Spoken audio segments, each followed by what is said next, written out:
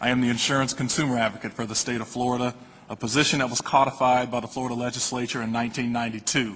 My role is to represent the interests of the 18.5 million citizens of Florida on insurance issues, doing research, seeking public input, analyzing legislative proposals, and assisting consumers.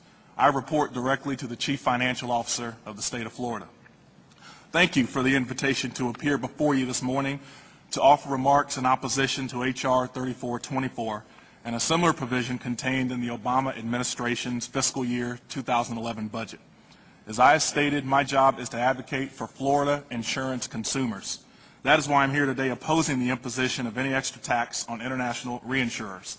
There's a famous proverb that says, when elephants fight, the grass gets trampled.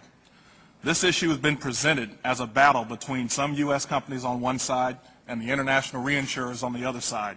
Frankly, I don't care about the elephants on either side. I'm concerned about American consumers. Consumers can expect to pay an additional $11 billion to $13 billion more every year because of this tax increase. That would be a bad idea, even in the best of times. And that's a terrible idea now in the midst of a serious recession and a disastrous oil spill.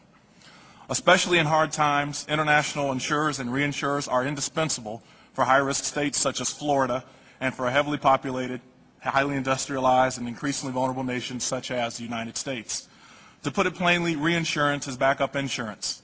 Through a worldwide network of foreign and domestic reinsurers, Florida and the entire U.S. spread our risks around the widest possible area. This pools the hazards of hurricanes in Florida with the risks of earthquakes in San Francisco, terror attacks in New York City, and windstorms in Europe. The U.S. accounted for 76% of worldwide insured catastrophic losses in 2008. To cover these losses, U.S. companies purchase approximately half of all their $100 billion in reinsurance from foreign reinsurers. Overseas insurers' U.S. affiliates write 14% of the home and property insurance in the Gulf and Atlantic states. These insurers provide 11% of home insurance and 40% of business property insurance in the state of Florida. International insurers and reinsurers are particularly important in the difficult times that follow natural and man-made disasters. According to available public data, there are only 6 domestic insurance companies among the 29 insurers who have reported losses from the oil rig explosion in the Gulf of Mexico. With Hurricanes Katrina, Wilma, and Rita in 2005, more than 60% of the $59 billion in payments came from foreign insurers and reinsurers. Quite simply, if you choose to impose a punitive tax on insurance, consumers will have less insurance and they'll pay more for it.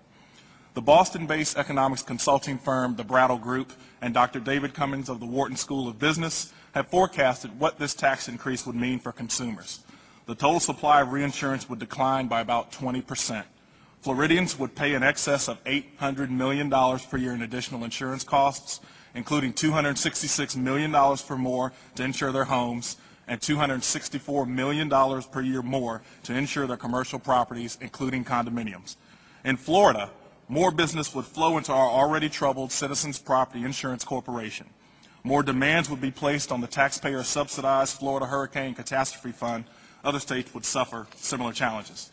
That's why more than 120 opponents of H.R. 3424 and similar measures have written to Congress emphatically expressing their disagreement.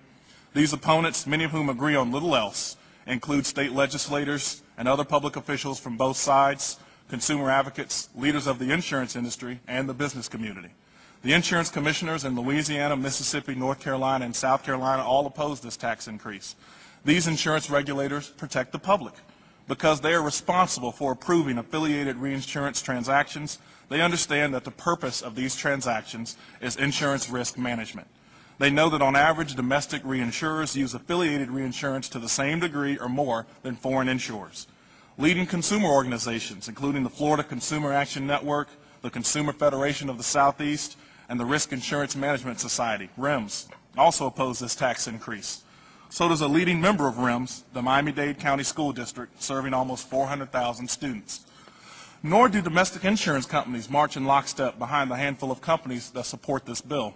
The Florida Insurance Council, which represents 200 insurers and insurance groups, states, and I quote, "Our member companies, as well as insurers throughout the country, depend upon reinsurance programs that are reasonably priced to help make insurance affordable. These tax proposals would increase costs that must ultimately be passed on to Florida families." These companies, consumers, and public officials are the real stakeholders in this issue. It's my understanding that Mr. Berkeley's company has no direct written premiums in Florida for home multi-peril insurance and only $842,000 for commercial multi-peril. That is less than 0.1% of the total premiums in the state of Florida. On behalf of the consumers in Florida and all across America, I ask you to reject this tax by recognizing that it will do nothing more than increase the pricing power of a handful of large and already hugely profitable insurers who want to put a crimp on their competitors. Consumers need more competition, not higher rates.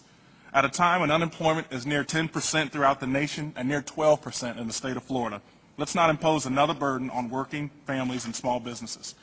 If we're going to protect anyone, let's protect American consumers. The elephants can take care of themselves. Thank you, Mr. Chair, for the opportunity to speak on behalf of those who are at risk of being trampled. I'd like to submit my testimony for the record and include a number of supporting documents to my testimony as appendices.